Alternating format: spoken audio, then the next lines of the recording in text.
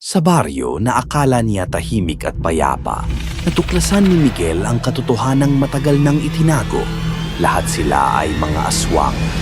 Ngunit mas nakakabahala pa ang pagdating ni Kapitan Dante, isang aswang na sumasamba sa itim na diwata at nangangailangan ng mga sanggol bilang alay. Makakaya kaya ni Miguel na protektahan ng kanyang pamilya? Si Miguel Santos, 21 taong gulang, ay bumalik sa kanyang bayan sa Capiz pagkatapos ng 9 na taon, kasama ang buntis niyang asawang si Maria. Ang dapat sanang mapayapang simula ay naging bangungot nang matuklasan niya ang nakakatakot na katotohanan tungkol sa kanyang pamilya at mga kapitbahay. Lahat sila ay mga aswang. Ngunit may mas nakababahalang lihim na nakatago sa kadiliman. Si Kapitan Dante, ang pinuno ng baryo, ay hindi basta aswang lamang. Sumasamba siya sa masamang itim na diwata at nangangailangan ng mga bagong panganak na sanggol bilang alay upang makamit ang walang hanggang kapangyarihan. Sa loob lamang ng 1 buwan, dahil sa mahiwagang kapangyarihan ni Dante, mangaganap na si Maria. Armado ng mahiwagang itim na bato ng kanyang lola at kasama ang mga rebelding aswang na lumalaban kay Dante, haharap si Miguel sa isang imposibleng pagpipilian: maging halimaw na kinatatakutan niya o mawala ang lahat ng mahal niya sa buhay. Bago tayo magpatuloy sa kwento ng lagim, isang madilim na pasasalamat muna para sa ating mga kameronoya. Shoutout kina at Beato Perlas mula sa misteryosong Marinduque. Salamat sa matapang mong suporta. Lenny Panganiban, isang bagong subscriber. Maligayang pagdating sa tahanan ng mga multo. Neil Jesus from Samar, isa sa mga lugar na may sariling anino ng kababalaghan. Jeniel Humiwat, hello sa'yo ma'am. Ingatan ang mga panaginip. Baka hindi na ito gisingan. Aningdela Pinaning mula sa Imus, Cavite. Nararamdaman mo na rin ba ang panlalamig ng hangin? Belinda Bowers, Tasdemir from the UK, kahit anong layo, hindi ka makakatakas sa kwento ng kilabot. Ogem Zainsi, bagong salta sa Meronoya, tiyak na mapapanaginipan mo tumamaya. At syempre, at Luz Tenizo, always listening from Saudi. Salamat sa tuloy-tuloy mong pagtangkilik. Gusto mo bang ikaw ang unang ma-shoutout sa mga susunod naming videos? Priority shoutout is now available sa ating Meronoya membership. Mag-join na para una ka sa listahan, may exclusive content ka pa. I-comment lang ang Meronoya pa shoutout at baka pangalan mo na ang isigaw ng kadiliman sa next episode. Huwag kalimutan mag-like, subscribe at i-hit ang bell icon dahil sa Meronoya. Hindi basta kwento ang pinapakinggan, kundi babala. Hindi ko akalain na babalik ako sa lugar na pilit kong kinalimutan. Akala ko simpleng baryo lang ito, hindi ko alam. Pugad pala ito ng mga halimaw. Ako si Miguel Santos, 21 taong gulang at halos 10 taon na akong hindi nakabalik sa aming baryo sa Capiz. Lumuwas ako sa Cebu noong 12 pa lang ako para magtrabaho bilang katulong sa bahay ng mga kamag-anak. Walang pagpipilian noon. Gutom na kami sa bahay at ako ang panganay na lalaki. Naaalala ko pa ang huling araw ko sa baryo. Umiyak si nanay habang pinipigilan si tatay na samahan ako sa bus terminal. Mag-iingat ka anak, sabi niya. Hawak-hawak ang rosaryo. May lungkot sa mga mata niya na hindi ko noon naintindihan. Akala ko dahil sa lungkot lang na mawawalay siya sa anak niya. Ngunit ngayon, habang nakaupo ako sa jeep na papunta sa baryo San Isidro kasama ang buntis kong asawa na si Maria, naintindihan ko na ang takot na nakita ko noon sa mata ni nanay.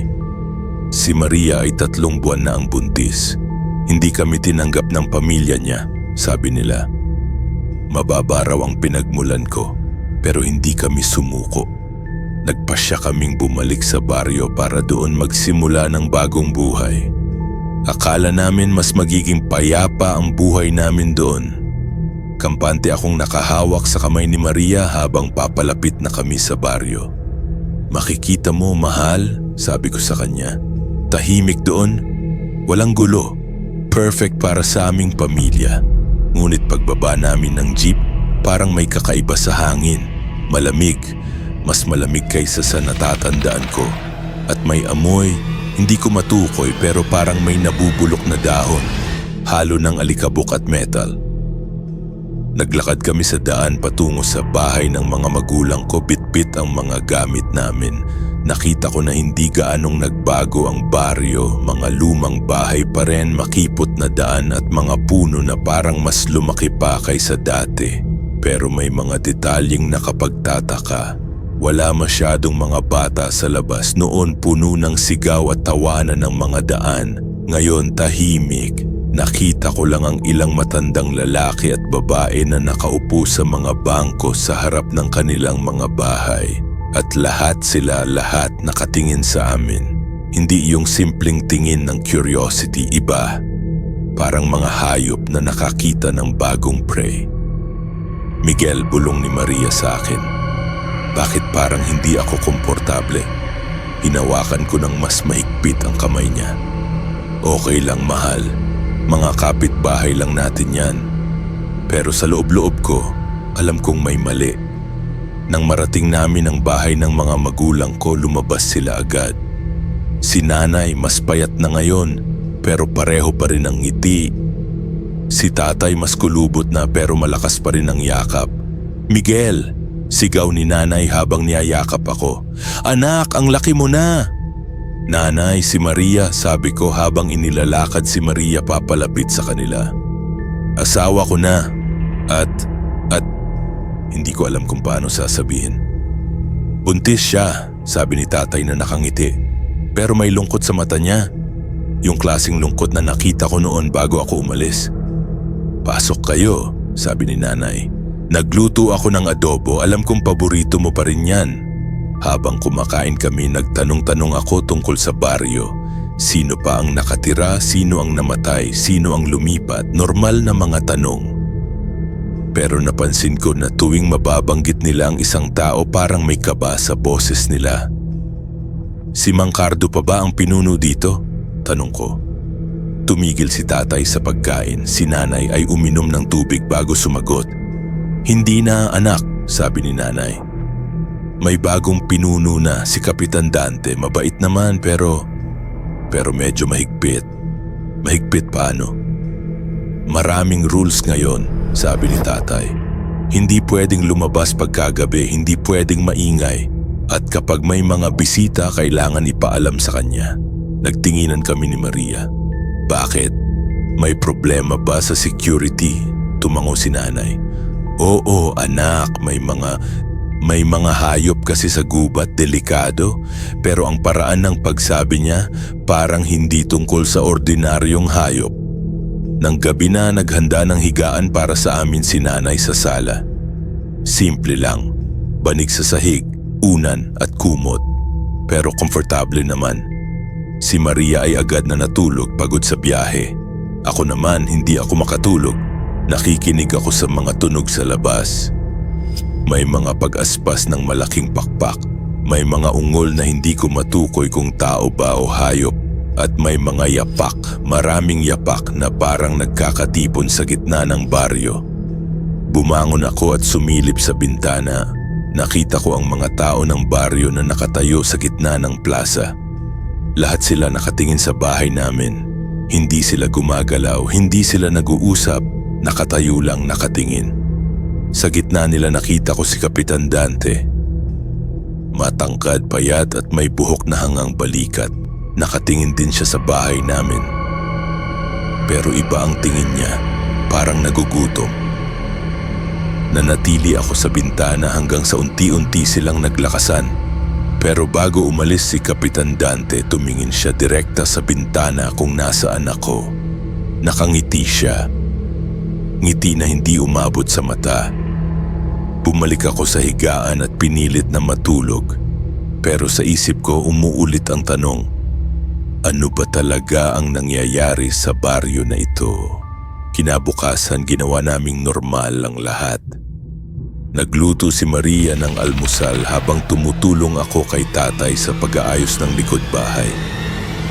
Pero napansin ko na tuwing lalabas kami laging may sumusulyap sa amin mula sa mga bintana ng mga kapitbahay. Tatay, sabi ko habang nagtitira kami ng mga sanga, bakit parang takot yung mga tao sa akin? Huminto si tatay sa ginagawa niya. Tumingin siya sa paligid parang sinisiguro na walang nakakaririnig. Hindi sila takot sa iyo, anak, sabi niya. Takot sila sa iba. Sa sino? Hindi siya sumagot kaagad. Humawak siya sa balikat ko at tiningin ako sa mata. Miguel, may mga bagay dito na hindi mo pa naiintindihan. Mag-ingat kang mabuti, lalo na si Maria. Ang mga tao dito, iba na sila ngayon. Iba paano, tatay? Mamaya na natin pag-usapan yan kapag wala na si Maria, baka ma-stress lang siya. Noong hapon ko nagpasya kaming maglakad-lakad ni Maria sa baryo. Gusto ko ipakita sa kanya ang lugar kung saan ako lumaki. Pumunta kami sa simbahan sa plaza sa ilog na dati kong tambayan. Pero sa bawat lugar na pinupuntahan namin laging may sumusubaybay sa amin. Mga matandang babae na nakaupo sa mga bangko, mga lalaking nakatayo sa mga sulok, mga batang nakatago sa likod ng mga puno. Lahat sila nakatingin sa tiyan ni Maria. Miguel, sabi ni Maria habang nakaupo kami sa tabi ng ilog, natatakot ako dito. Bakit naman? Yung mga tingin nila hindi normal, parang napaisip siya. Parang pinag-aaralan nila ako o pinaplano. Hinawakan ko ang kamay niya. Siguro dahil bago ka lang dito, mga probinsyano kasi hindi sila sanay sa mga bagong mukha. Pero sa loob-loob ko alam kong tama si Maria. May mali sa mga tingin na nakukuha namin. Habang pabalik na kami sa bahay, napadaan kami sa tindahan ni Aling Rosa. Dati mabait na matanda ito na laging nagbibigay ng libreng candy sa mga bata. Ngayon mas payat na siya, mas kulubot, at may kakaibang liwanag sa mata. "Oy Miguel," tawag niya. "So halika dito, anak." Lumapit kami sa kanya, nakangiti siya pero nakita ko na nakatingin siya sa tiyan ni Maria. "Ito ba ang asawa mo?" tanong niya. "Ang ganda naman at buntis pa." "Opo, Aling Rosa," sagot ko. Si Maria. Biglang hinawakan ni Aling Rosa ang kamay ni Maria. Napansin ko na malamig ang mga daliri niya, mas malamig kaysa sa normal. "Kamusta ang baby?" tanong niya kay Maria. "Malakas ba ang sipa?" "Okay naman po," sagot ni Maria pero nakita ko na uncomfortable siya. "Alam mo ba," sabi ni Aling Rosa, hindi pa rin binitawan ang kamay ni Maria.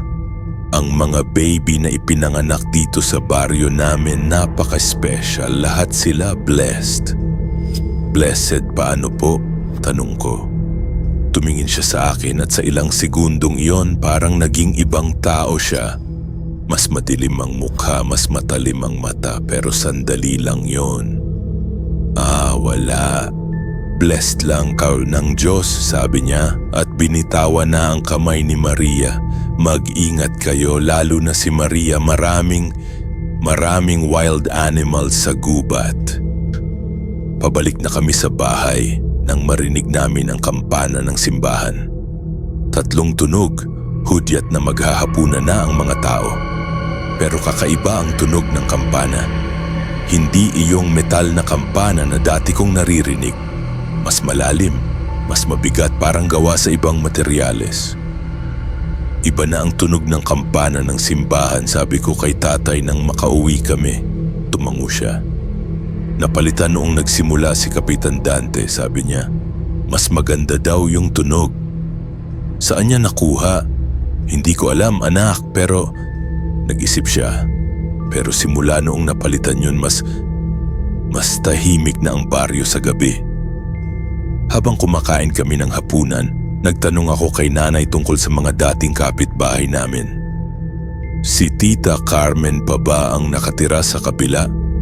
Namatay na anak, sagot ni nanay, noong nakaraang taon. Si Mang Pedro, namatay din. Si Aling Mila, namatay din. Napansin ko na lahat ng mga taong nabanggit ko, namatay na.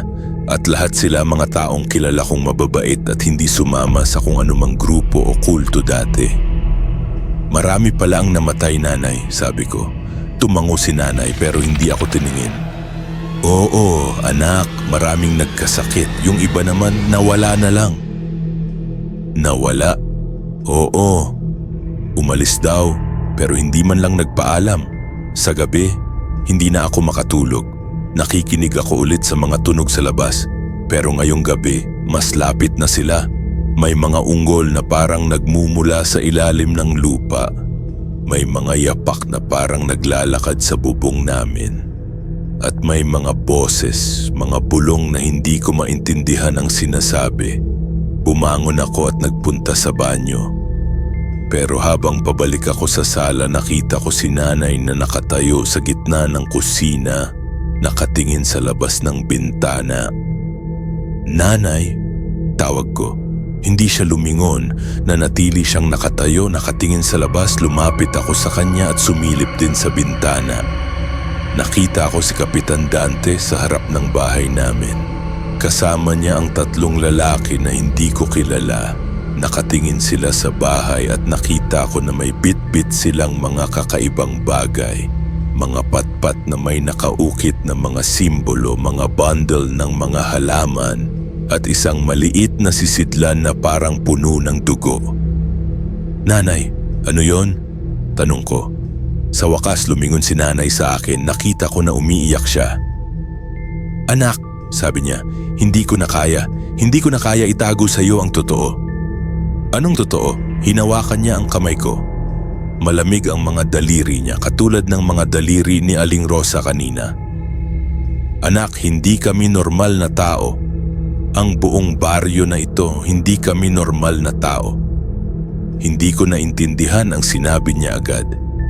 Ano ibig mong sabihin, nanay? Mga aswang kami, anak, sabi niya, at bumagsak ang mundo ko. Lahat kami dito at ikaw din. Hindi ako makagalaw sa narinig ko. Parang huminto ang oras, parang tumigil ang mundo. Ano sinabi mo, nanay? Tanong ko, umaasa na mali ang narinig ko. Umupo si nanay sa tabi ko. Ang mata niya puno ng lungkot at takot. Mga aswang kami, Miguel.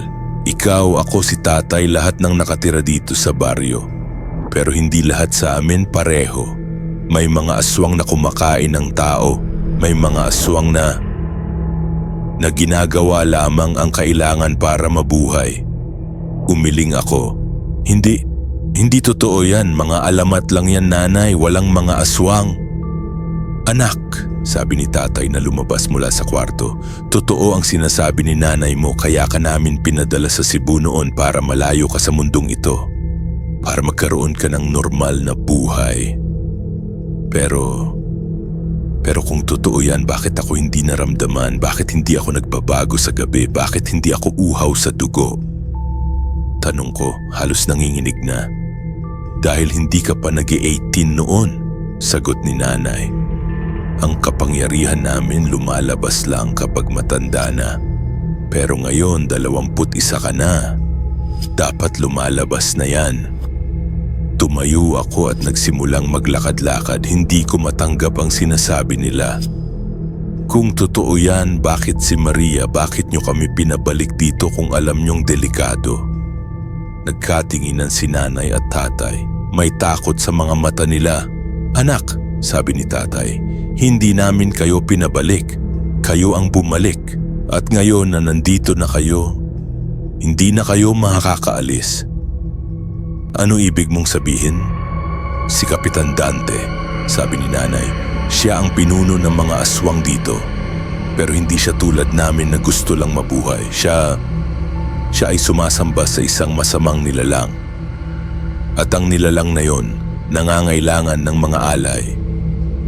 Napatigil ako sa paglalakad. Mga alay?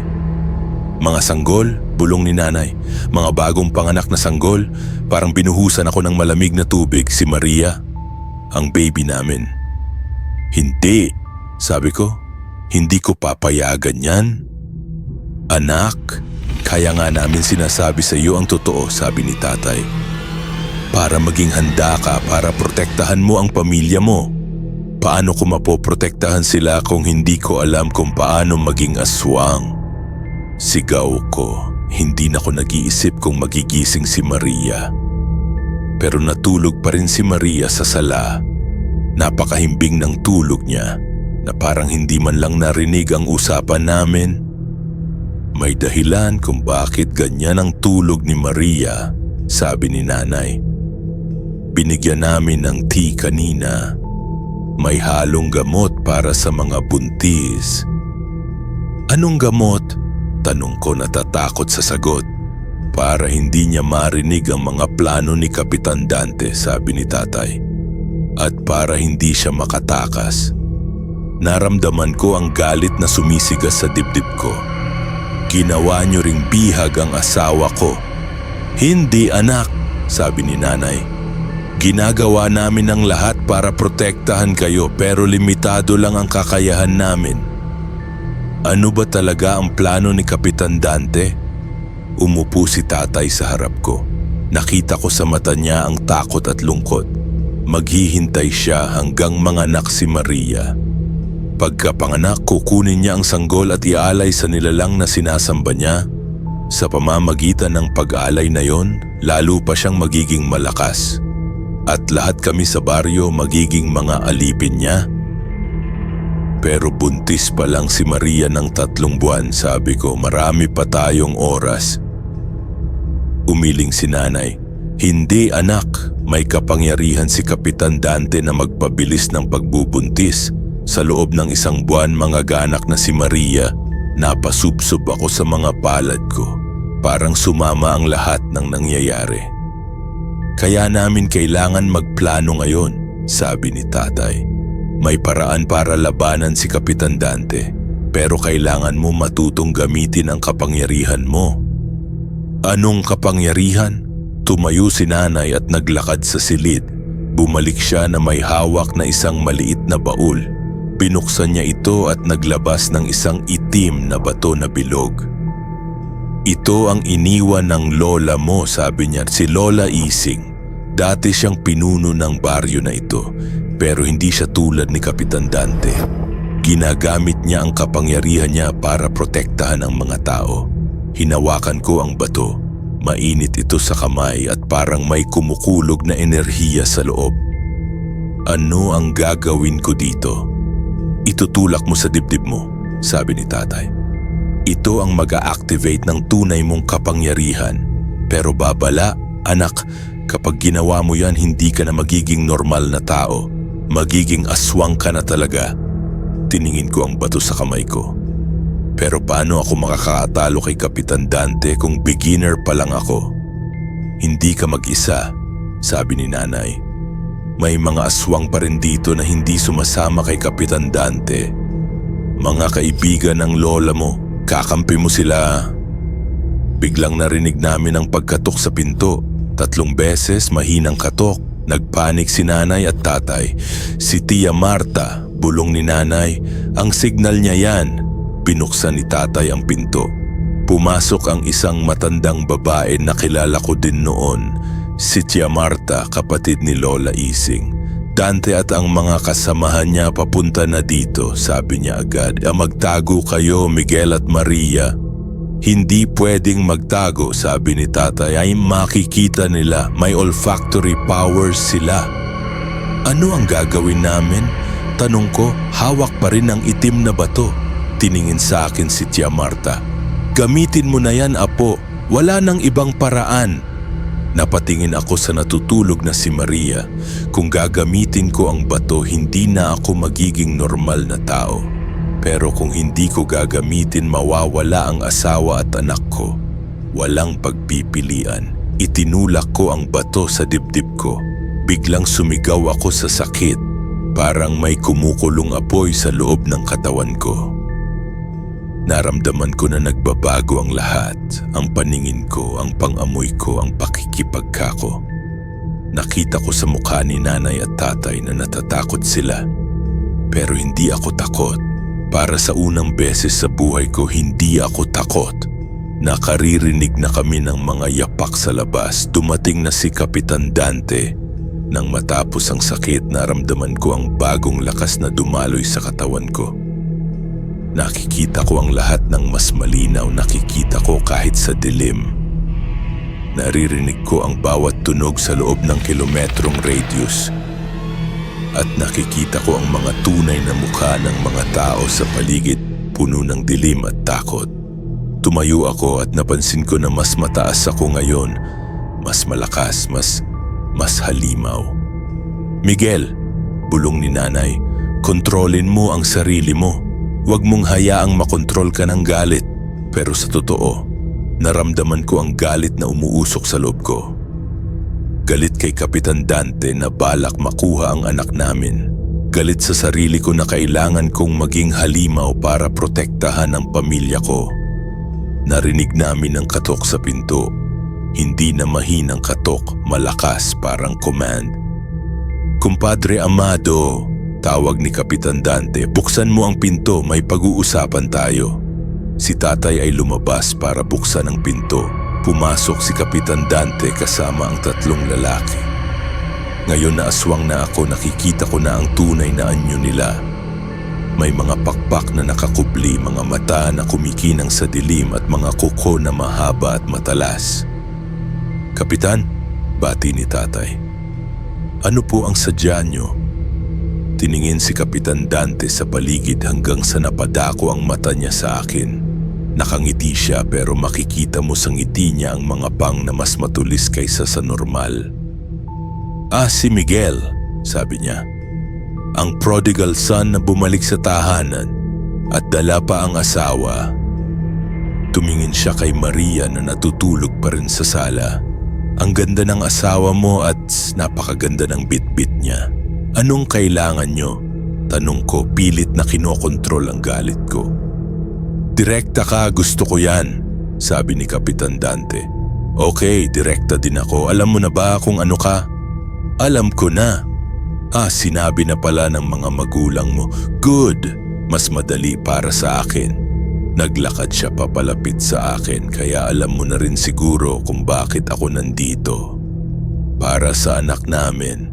Para sa anak niyo, nuulit niya tumango. Pero hindi para saktan. Para sa isang mahalagang ritual, isang alay sa aming protektor. Sino ang protektor niyo? Ngumiti siya ng mas malawak. Ang itim na diwata, ang pinakamalakas na nilalang sa buong Capiz.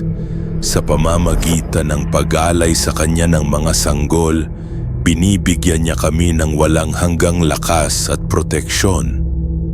Proteksyon mula sa ano? Sa mga tao tulad mo, sabi niya, at biglang lumaki ang mga mata niya, naging kulay pula. Sa mga aswang na ayaw sumama sa aming sistema, sa mga rebelde tulad ng yumaong Lola Ising mo. Narinig kong nag-gasp si nanay sa nabanggit niya. Oo, alam ko ang tungkol sa bato, sabi ni Kapitan Dante. Nakita ko sa aura mo na ginamit mo na. Pero alam mo ba, Miguel, na ang bato na yan hindi sapat para talunin ako? Lumapit siya pa sa akin. Ako ay nakakain na ng 100 sanggol. Nakakain na ng 100 puso ng mga matandang aswang. Ang lakas ko hindi mo maiintindihan. Subukan natin, sabi ko. Natawa siya. Gusto mo? Sige. Pero kapag natalo ka, hindi lang ang anak mo ang kukunin ko, pati si Maria. Hindi ko na napigilan ang sarili ko. Lumapit ako sa kanya at sinubukan siyang suntukin. Pero napakabilis niya. Nakailag siya at sinuntok ako sa tiyan. Lumilipad ako at bumangga sa dingding. Hindi ko akalain na ganun siya kalakas. Miguel! Sigaw ni nanay, tumayo ako, dumudugo ang labi. Pero hindi pa ako tapos. Binago ko ang anyo ko, naglabas ang mga pakpak ko, naging mas matalas ang mga kuko ko, naging mas matalas ang paningin ko. Lumipad ako patungo kay Kapitan Dante. Nakabawi ako ng isang suntok sa mukha niya. Ngunit sinagot niya ito ng isang suntok sa dibdib ko na mas malakas pa sa una. Bumagsak ako sa sahig. Hirap na huminga. "Tigil na!" sigaw ni tatay. "Kapitan, sapat na yan!" Tumawa si Kapitan Dante. "Miguel, makita mo, hindi ka pa ready makipaglaban sa akin pero bibigyan kita ng pagkakataon. 1 buwan mula ngayon mangaganap na si Maria mo. Kapag araw na yon kukunin ko ang sanggol. Kung gustong labanan mo ako maghanda ka." Naglakad siya patungo sa pinto. "Pero tandaan mo, kapag sinasubukan mong tumakas kasama si Maria, hahanapin ko kayo. At sa gawang yon, hindi lang ang sanggol ang kukunin ko. Lahat kayo kakainin ko." Umalis sila. Nang makapag-iisa na kami, lumapit si Tia Marta sa akin. "Apo," sabi niya, "hindi mo kaya talagang talunin si Dante ngayon. Pero may paraan." "Anong paraan?" "Kailangan mong magkaroon ng kakampi. At kailangan mong matutong gumamit ng lahat ng kapangyarihan mo." Tumingin siya sa natutulog pa rin na si Maria. "At higit sa lahat, kailangan mong protektahan si Maria sa mga tao tulad mo," sabi niya. At biglang lumaki ang mga mata niya, naging kulay pula. "Sa mga aswang na ayaw sumama sa aming sistema. Sa mga rebelde tulad ng yumaong lola ising mo." Narinig kong naggasp si nanay sa nabanggit niya. Kinabukasan gumising si Maria na parang walang nangyari. Hindi niya naalalang may bisita kami kagabi, hindi niya narinig ang lahat ng usapan namin. Epekto pa rin ng tea na binigay sa kanya ni nanay. "Mahal," sabi niya habang nag-aalmusal kami, "napanaginipan ko tayo kagabi, naglalaban ka sa mga halimaw." Napatingin ako kay nanay. "Panaginip lang yun, mahal," sabi ko. "Kain ka pa." Pero alam kong hindi panaginip yun. Parte yun ng prosesong nangyayari kay Maria dahil sa kapangyarihan ni Kapitan Dante. Unti-unti niyang nakikita ang katotohanan kahit hindi niya maintindihan. Nang umalis si Maria para maligo, kinausap ako ni Tia Marta. "Miguel, may mga taong kailangan mong makausap," sabi niya. "Mga kasamahan ng lola ising mo na hindi sumuko kay Dante." "Ilan sila?" 5 pa. Pero matatag sila at may alam silang mga sekretong hindi alam ni Dante. Nagtungo kami sa likod ng simbahan sa isang lumang bahay na akala ko ay abandoned na. Pero sa loob may 5 tao na naghihintay sa amin. Si Mang Carlos, dating carpenter ng baryo. Si Aling Nena, dating maestra. Si Kuya Ben, dating fisherman. Si Aling Luz, dating midwife. At si Mang Rico, dating barangay tanod. Lahat sila mga ordinaryong tao dati. Pero ngayon nakikita ko sa kanila ang aura ng mga aswang na may mabuting intensyon. "Miguel," sabi ni Mang Carlos, "narinig namin ang nangyari kagabi. Hindi ka pa ready makipaglaban kay Dante." "Paano ako magiging ready?" tanong ko. "Una," sabi ni Aling Nena, "kailangan mong matutong kontrolin ang kapangyarihan mo, hindi lang ang lakas pati na rin ang iba mong kakayahan." "May iba pa akong kakayahan," tumango si Kuya Ben. "Dahil galing ka sa pamilya ni Lola Ising, may special powers ka na wala kay Dante. Shape-shifting, mind reading at pinakamahalaga, ang kakayahang makipag-communicate sa mga espiritu." "Mga espiritu?" "Ang mga namatay na aswang na lalaban kay Dante," sabi ni Aling Luz. "Kasama dun si Lola Ising mo. Sila ang makakatulong sa'yo. Nag-training kami buong araw. Natutuhan kong mag-shapeshift, maging iba't ibang hayop, maging mas maliit o mas malaki, at makahalo sa mga tao nang hindi napapansin. Natutuhan ko ring mag-mind read, pero limitado lang. Hindi ko mabasa ang isip ni Dante dahil mas malakas siya, pero mababasa ko ang mga normal na tao at ang mga mas mahihinang aswang. Pero ang pinakanahirap, ang pakikipag-communicate sa mga espiritu. Isara mo ang mata mo sabi ni Aling Luz. Mag-concentrate ka sa tunog ng hangin, sa amoy ng lupa, sa init ng araw. Ginawa ko ang sinabi niya. Una, walang nangyari. Pero unti-unti nakarinig ako ng mga boses, mahinang mga bulong na parang nanggagaling sa malayo. Apo, rinig ko ng boses ni Lola Ising. Apo Miguel. Lola, bulong ko. Andito ako, Apo. Kasama ko ang mga kasamahan ko na namatay na dahil kay Dante. Nakita ko si Lola Ising sa isip ko.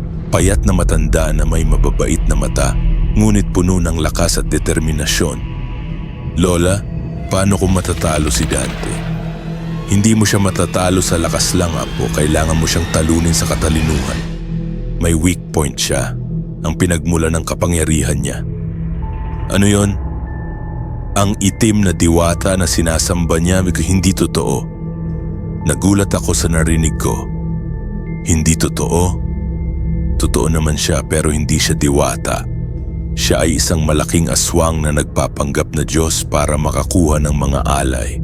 Nakatago siya sa isang cave sa bundok na yon. Kapag napatay mo siya, mawawala ang lakas ni Dante. Pero paano ko siya matatalo kung mas malakas pa siya kay Dante? May secret weapon tayo, Apo, ang White Stone. White Stone? Ang kabaliktaran ng Black Stone mo. Ito ang gagamitin mo para ma-purify ang itim na diwata. Pero hindi mo ito magagamit hanggang hindi mo natutunang mag-sacrifice. Anong sacrifice? Pero biglang nawala ang boses ni Lola Ising. Bumalik ako sa katotohanan at nakita ko na pawis ako. Ano ang narinig mo? Tanong ni Tia Marta.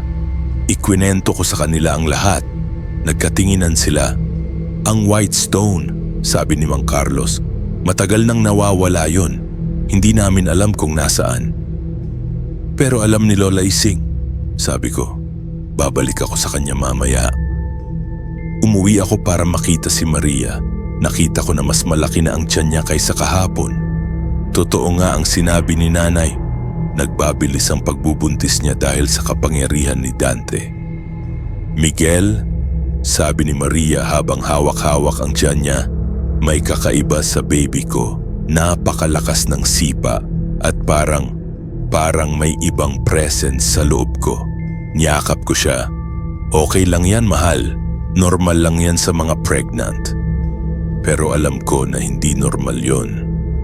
Ginagamit ni Dante ang baby namin para ma-monitor niya si Maria. Kailangan kong bilisan ang plano. Nang gabi bumalik ako kay Lola Ising. Lola, nasaan ang White Stone? Sa loob ng simbahan, Apo. Sa ilalim ng altar pero hindi mo ito makukuha ng basta-basta. May guardian ito. Anong guardian? Si Padre Joaquin. Ang dating pari ng baryo na inpatay ni Dante dahil hindi siya sumunod sa kanya. Oh no. Kailangan kong makipaglaban sa espiritu ng isang pari para makuha ang White Stone. Pero huwag kang mag-alala, Apo, sabi ni Lola Ising. Si Padre Joaquin mabait naman. Pero kailangan mo siyang makonvince na karapat-dapat kang makakuha ng stone. Paano? Ipakita mo sa kanya na handa kang mag-sacrifice para sa iba. Kinabukasan pumunta ako sa simbahan mag-isa. Maaga pa, walang tao. Lumapit ako sa altar at hinawakan ko ito. Biglang lumamig ang paligid. Narinig ko ang tunog ng mga yapak na papalapit sa akin. Lumingon ako at nakita ko si Padre Joaquin. Matanda, may puting buhok at nakabihis pa rin ng puting sutana. Pero alam kong espiritu siya dahil sa dilawan nilang liwanag na nakapalibot sa kanya. Sino ka? Tanong niya. Ako po si Miguel Santos, apo ni Lola Ising. Tumango siya. Alam ko na kung bakit ka nandito. Gusto mo ng White Stone. Opo, Padre, para talunin si Dante at ang itim na diwata.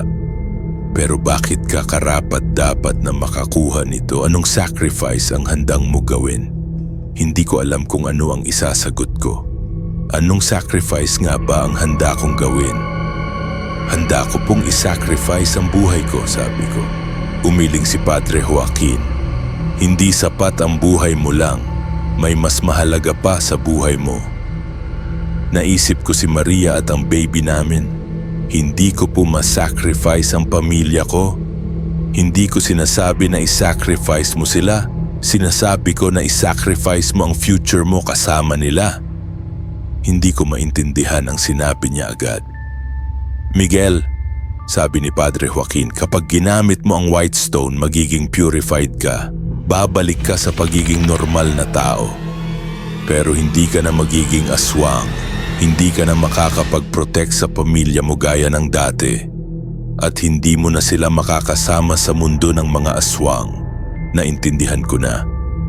Kapag ginamit ko ang white stone, matatalo namin si Dante at ang itim na diwata.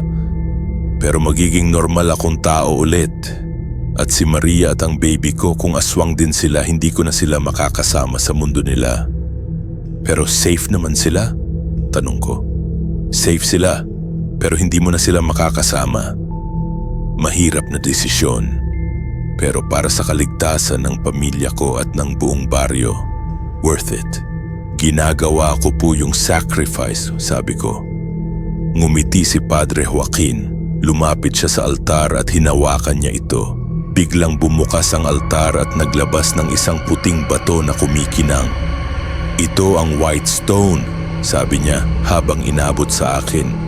Gamitin mo ito sa itim na diwata. Pero tandaan, isang beses mo lang ito magagamit. At kapag ginamit mo na, hindi ka na magiging aswang. Tinanggap ko ang white stone. Mainit ito sa kamay pero ibang klase ng init. Parang peace at purity. Salamat po, Padre. Mag-ingat ka, anak, at tandaan ang tunay na lakas hindi nanggagaling sa kapangyarihan, nanggagaling sa pagmamahal. Bumalik ako sa bahay at nakita ko si Maria na nakatayo sa may bintana. Nakatingin sa labas. Mas malaki na naman ang tiyan niya. Miguel, sabi niya nang makita ako. Nakita ko si Kapitan Dante kanina. Nagsasalita siya sa mga tao sa plaza.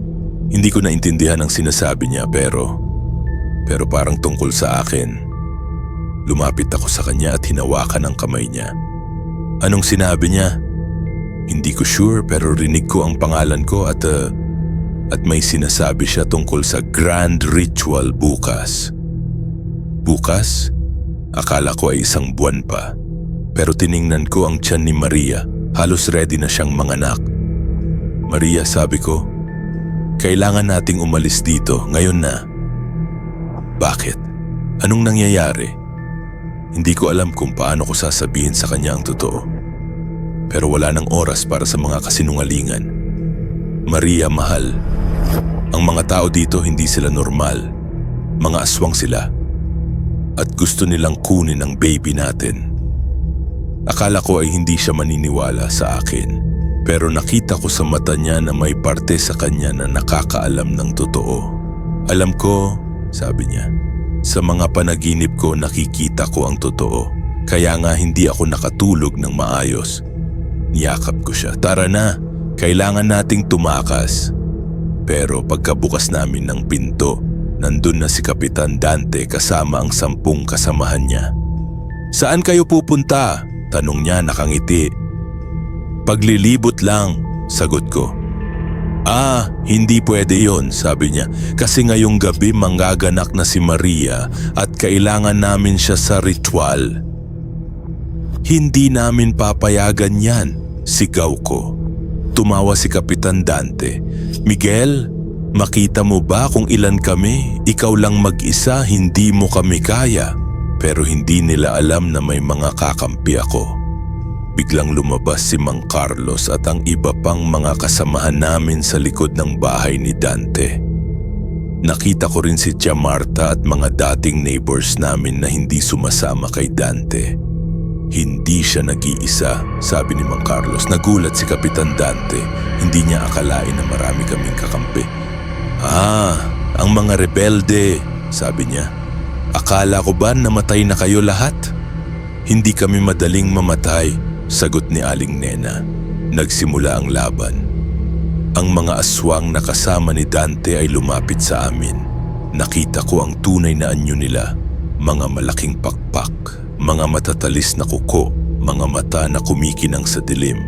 Pero kami din, nagbago ang anyo namin. Naging mga halimaw din kami pero may mas mabuting intensyon. Habang naglalaban kami, nakita ko si Maria na nakatago sa loob ng bahay. Hawak-hawak ang tiyan niya. Mukhang masakit na siya. Malapit na siyang manganak. Mang Carlos, sigaw ko. Protektahan si Maria. Tumakbo si Mang Carlos papunta sa bahay pero hinarang siya ni Kapitan Dante. Hindi mo siya matatakasan, Miguel. Sigaw ni Dante habang nakikipaglaban kay Mang Carlos. Ako pa rin ang mananalo dito. Pero may hindi alam si Dante. Habang naglalaban kami, pumunta ako sa komunikasyon ko kay Lola Ising. Lola, ready na ako. Nasaan ang itim na diwata? Sa cave sa bundok, apo, pero mabilis ka kasi papuntahin na ni Dante doon si Maria para sa ritual. Nakita ko na may 2 aswang na pumasok sa bahay para kunin si Maria. Pero bago pa nila siya mahawakan, lumipad ako papunta sa kanila at binangga ako sila. Maria, tara na! Sigaw ko. Pero si Maria hindi na makagalaw, nanganganak na siya. Miguel, sabi niya, hawak sa tiyan, hindi ko na kaya, lalabas na ang baby. Hindi pwedeng manganak si Maria dito. Kung manganak siya sa baryo, makukuha agad ni Dante ang baby. Mang Carlo, sigaw ko, dalhin natin si Maria sa gubat. Pero si Kapitan Dante, napakabilis. Biglang lumabas siya sa laban at hinabol niya kami. Hindi kayo makakatakawag, sigaw niya. Akin ang batang yan. Lumilipad siya papunta sa amin ngunit biglang may sumalo sa kanya, si Tia Marta. Takbo, Miguel! Sigaw niya habang nakikipaglaban kay Dante. Dalhin mo si Maria sa safe place. Pero nakita ko na natamaan si Tia Marta ng malaking suntok ni Dante. Bumagsak siya sa lupa, dumudugo. Tia Marta, sigaw ko. Wag mo akong iniisip, sigaw niya. Protektahan mo si Maria. Wala akong choice. Binuhat ko si Maria at tumakbo kami sa gubat. Pero rinig ko pa rin ang mga sigaw sa likod namin. Ang mga kasamahan ko nakikipaglaban pa rin kay Dante at sa mga aswang niya. Sa gubat, humanap ako ng safe na lugar para sa paggamot kay Maria. Nakita ko ang isang maliit na cave na pwedeng hiding place. Miguel, sabi ni Maria habang nakahiga siya sa loob ng cave, malapit na. Lalabas na ang baby. Pero habang tumutulong ako sa kanya, narinig ko ang tunog ng mga pakpak sa labas. Dumating na si Kapitan Dante. Miguel, tawag niya. Alam kong nandito kayo. Lumabas kayo at hindi ko sasaktan si Maria. Pero alam kong hindi totoo yon. Maria, bulong ko sa kanya mamaya kung ano man ang mangyari. Huwag kang mag-alala. Poprotektahan kita. Hinawakan ko ang white stone sa bulsa ko oras na para gamitin ito. Pero bago pa ako makagalaw, may nakita akong malaking anino sa labas ng cave. Hindi si Dante yon, mas malaki pa.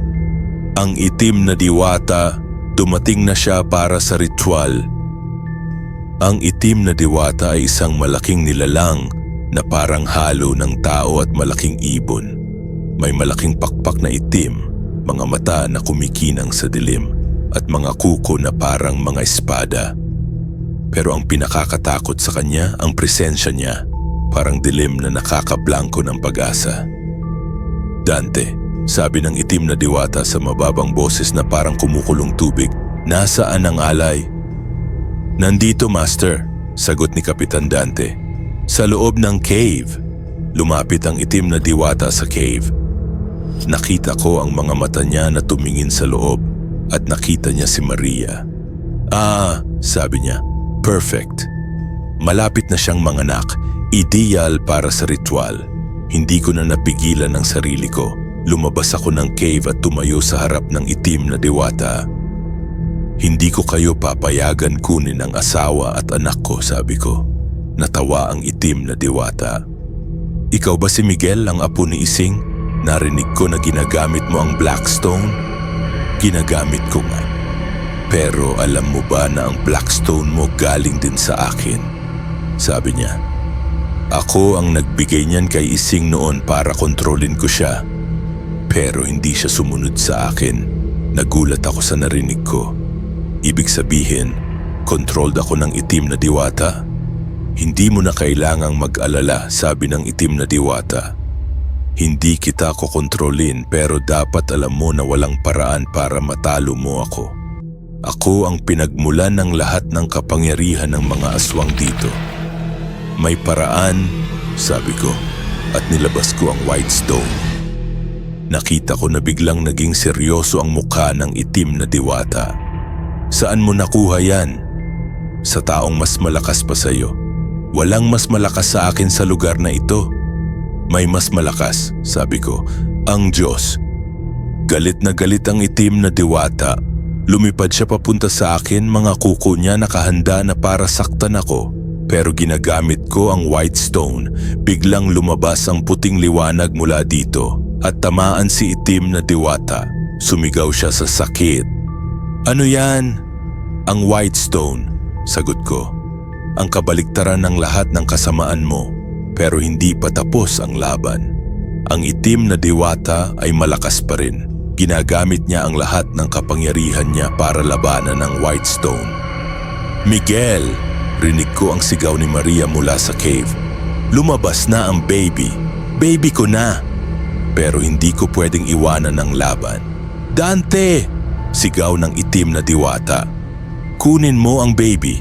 Gawin natin ang ritual ngayon. Tumakbo si Kapitan Dante papunta sa cave. Pero bago pa niya marating si Maria, biglang may sumalo sa kanya. Si Tia Marta dumudugo pa rin pero buhay pa. Hindi mo makukuha ang baby, sigaw niya kay Dante. Nakipaglaban si Tia Marta kay Dante pero nakita ko na hindi niya kaya. Masyadong mahina na siya dahil sa mga sugat niya. Pero biglang may mga lumabas sa gubat. Ang mga kasamahan kong mga aswang na nakabawi na sa laban sa baryo.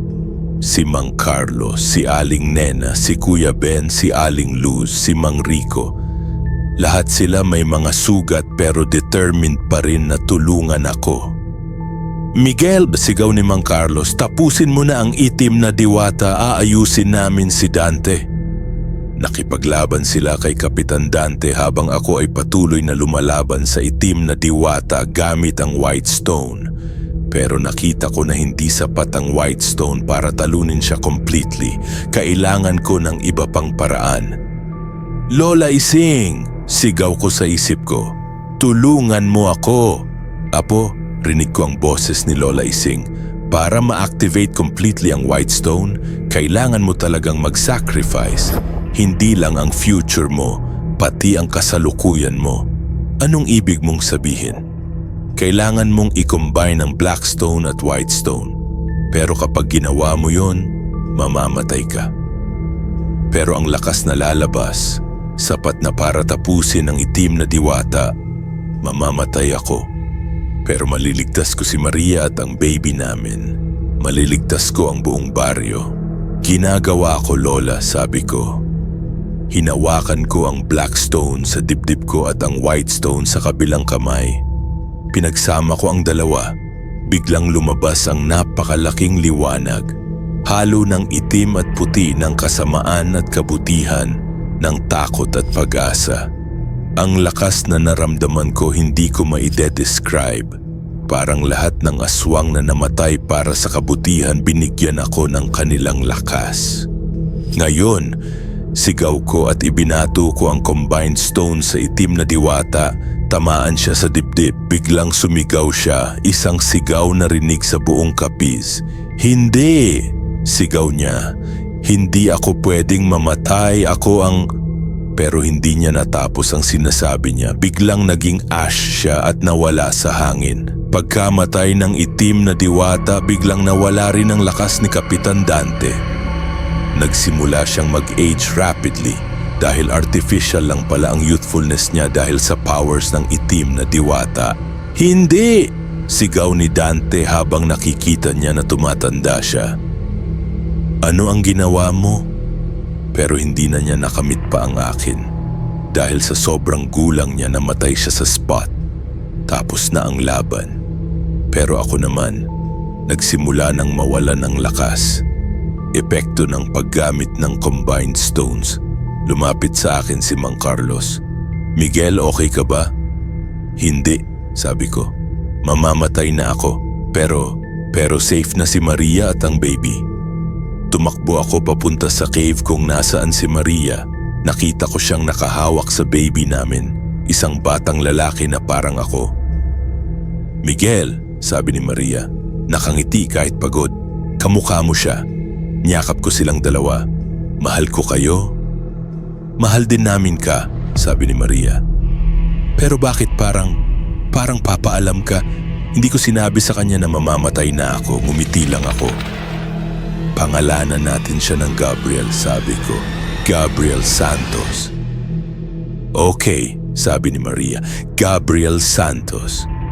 Slowly naramdaman ko na lumalabo na ang paningin ko.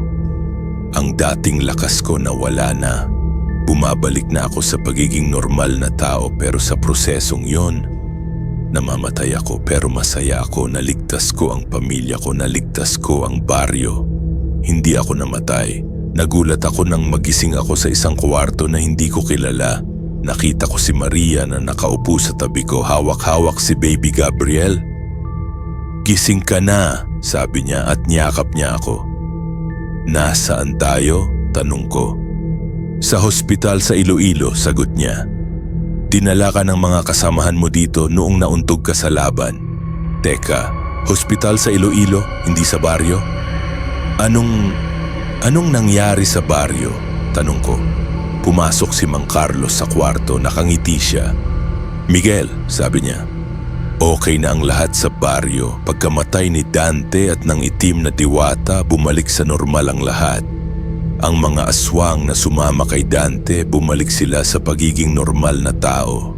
Ang iba naman umalis na sa baryo para maghanap ng bagong tahanan. Pero ako? Bakit ako buhay pa?" Ngumiti si Mang Carlos. "Dahil hindi ka pa tapos sa misyon mo, Miguel." "Anong misyon?" "Ang maging bagong protektor ng mga tao sa Capiz, pero hindi bilang aswang. Bilang normal na tao na may special na purpose." Naintindihan ko na. Ang White Stone, hindi ako pinatay. Ginawa niya akong purified. Nawala ang aswang side ko, pero binigyan ako ng iba pang responsibility. Pero paano natin poprotektahan ang mga tao kung normal lang tayong tao na? "May mga paraan," sabi ni Mang Carlos. "May mga organizations na tumutulong sa mga taong nakakatawid sa supernatural experiences, at ikaw magiging leader mo sa kanila dito sa Capiz." Ilang buwan pagkatapos bumalik kami sa baryo, ngunit iba na ang baryo. Walang mga aswang, walang mga kakaibang tunog sa gabi. Mga normal na tao na lang, nagtutulungan para sa mas magandang community. Nagtayo ako ng isang organization na tumutulong sa mga taong nakakatawid sa supernatural experiences, hindi lang sa Capiz pati na rin sa ibang parte ng Pilipinas. Si Maria, hindi niya fully nalaman ang totoo tungkol sa nangyari. Akala niya may mga kriminal sa baryo na gusto kaming saktan at natalo namin sila. Okay na sa akin yun. Hindi niya kailangang malaman ang buong katotohanan. Si Gabriel, lumalaki na siya ng healthy at normal. Walang signs na mag-aswang siya. Siguro dahil sa White Stone, na-purify na rin siya habang nasa sinapupunan pa siya ni Maria.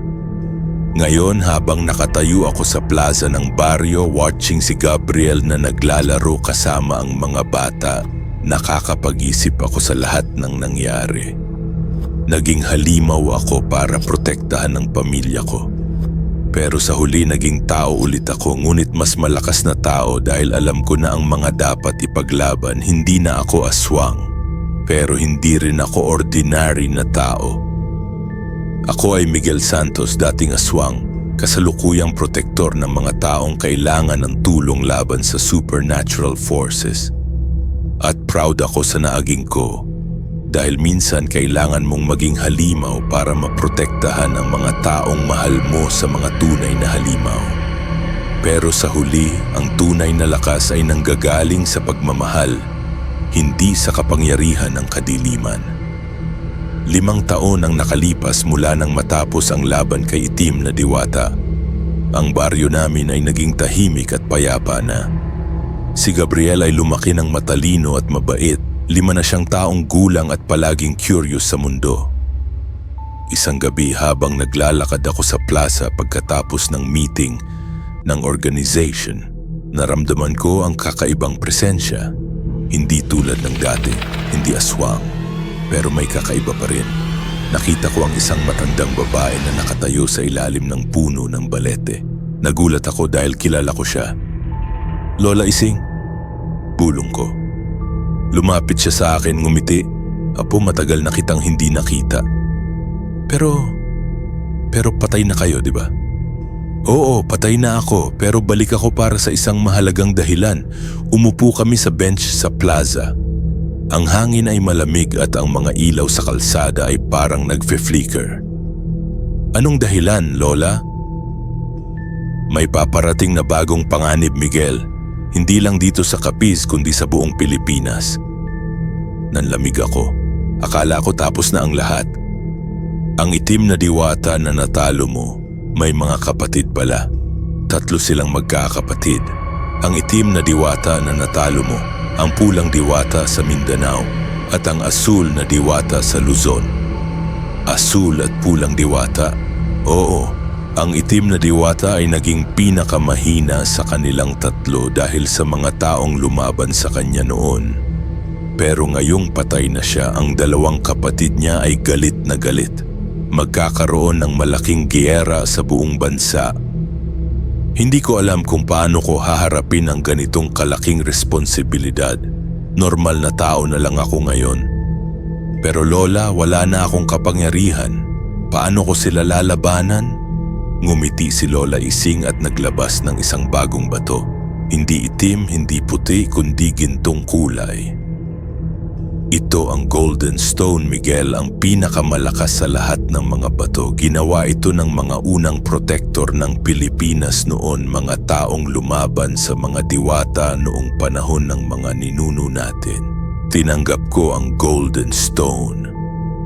Kakaiba ang pakiramdam. Hindi tulad ng Black Stone na nakakakaba o ng White Stone na nakakapanatag. Ang Golden Stone ay parang nagbibigay ng balanseng lakas at karunungan. Pero hindi mo ito gagamitin mag-isa, dagdag ni Lola Ising. Kailangan mo ng mga kasama, mga taong may pure na puso at willing magsakripisyo para sa bayan. Sino sila? May 3 kang makakasama. Isa sa Luzon, isa sa Visayas at isa sa Mindanao. Ang isa sa kanila ay may dugo ng mga engkanto, ang isa ay may dugo ng mga kapre, at ang isa ay may dugo ng mga sirena. Nakakagulat. Hindi ko alam na may ganun pang mga tao. Paano ko sila makikilala? Darating ang panahon, Miguel, pero muna kailangan mo munang maghanda. Ang Golden Stone ay hindi basta-basta gagamitin. Kailangan mo munang matuto ng mga ancient na prayers at rituals na makakatulong sa'yo. Nagbigay sa akin si Lola Ising ng isang lumang libro na nakasulat sa baybayin. Basahin mo ito. Matutuhan mo ang mga sekretong kailangan mo. Pero huwag mo munang sasabihin kay Maria ang lahat. Hindi pa niya kaya ang buong katotohanan. Tumango ako. Tama si Lola Ising. Si Maria ay masaya na sa normal na buhay namin. At ang isa pang bagay, Miguel, si Gabriel. Ano po kay Gabriel? May special na purpose din siya sa hinaharap. Hindi siya magiging aswang, pero may kakayahan siyang makakita ng mga diwata at engkanto. Paglaki niya, magiging importante siya sa misyon mo. Nagulat ako. Ibig sabihin, madadadamay ko pa rin ang anak ko sa panganib. Hindi mo siya madadadamay, Miguel. Siya mismo ang pipili na tumulong. Ganyan ang destiny ng mga santos na may dugong protektor. Biglang nagsimulang mag-fade si Lola Ising. Kailangan ko nang umalis, Apo, pero tandaan mo, hindi ka nag-iisa sa laban na ito. Maraming mga kaluluwa ng mga namatay na protektor ang tutulong sa'yo. Lola, wait! Sigaw ko, pero wala na siya. Naiwan ako sa plaza, hawak ang golden stone at ang lumang libro. Naramdaman ko ang bigat ng responsibilidad na nasa balikat ko. Pagdating ko sa bahay, nakita ko si Maria at Gabriel na natutulog na. Niyakap ko silang dalawa ng mahigpit. Proprotektahan ko kayo, bulong ko. Proprotektahan ko kayong dalawa at ang buong Pilipinas. Kinabukasan, nagsimula akong mag-aral ng mga laman ng libro. Mahirap basahin ang baybayin pero unti-unti naiintindihan ko na. Nalaman kong ang Golden Stone ay hindi lang basta weapon. Ito ay isang bridge sa pagitan ng mundo ng mga tao at ng mundo ng mga supernatural beings. Ginagamit ito para makipag-communicate sa mga good spirits at para masamo ng mga ancient protectors. Nagsimula rin akong mag-training physically. Kahit normal na tao na ako, kailangan ko pa rin maging malakas para sa mga darating na laban. Isang buwan pagkatapos ng pagkikita namin ni Lola Ising, dumating sa baryo namin ang unang kasama ko. Babae siya, mga 25 taong gulang, may asul na mata at mahaba-habang itim na buhok. Ang kakaiba sa kanya parang may mga scales sa leeg niya na barely visible. Ako si Tala, sabi niya sa akin. Galing ako ng Bohol. May dugo ako ng sirena at narinig ko ang tawag mo sa Golden Stone. Nagulat ako. Narinig mo ang tawag ko? Oo. Lahat ng mga taong may supernatural blood maririnig ang Golden Stone kapag active na siya. Nandito ako para tumulong sa misyon. Nagsimula kaming mag-training together. Si Tala ay may kakayahang makipag-communicate sa mga tubig, mga ilog, dagat at ulan. Pwede rin siyang mag-heal ng mga sugat gamit ang tubig. 2 buwan pagkatapos ni Tala, dumating naman ang pangalawang kasama, si Bayani galing sa Quezon. May dugo siya ng engkanto at may kakayahang mag-invisible at mag-travel sa pamamagitan ng mga puno. Ang pangatlo, si Dalisay galing sa Davao. May dugo siya ng kapre at may kakayahang makipag-usap sa mga hayop at halaman. Nang kumpleto na kaming 4, nagsimula na ang tunay na preparation para sa malaking laban. Pero hindi pa kami handang harapin ang mga diwata. Kailangan pa naming matutuhan kung paano gamitin ang aming mga powers ng sabay-sabay. At sa kabila ng lahat ng preparation, may isang bagay na constant na nasa isip ko, si Gabriel at Maria. Paano ko sila proprotektahan sa lahat ng ito? Isang gabi habang nagte-training kami sa gubat, nakita ko si Gabriel na nakatayo sa may bintana ng bahay. Nakatingin sa amin. Nakita ko sa mata niya ang curiosity at medyo fear. Nalaman ko na hindi ko na mapapatagal ang pagkakatago ng katotohanan. Malapit na ang panahon na malaman ni Maria ang lahat. At malapit na rin ang panahon na magsisimula ang pinakamahirap na laban sa buhay ko. Ang laban hindi lang para sa sarili kong pamilya kundi para sa buong bansa.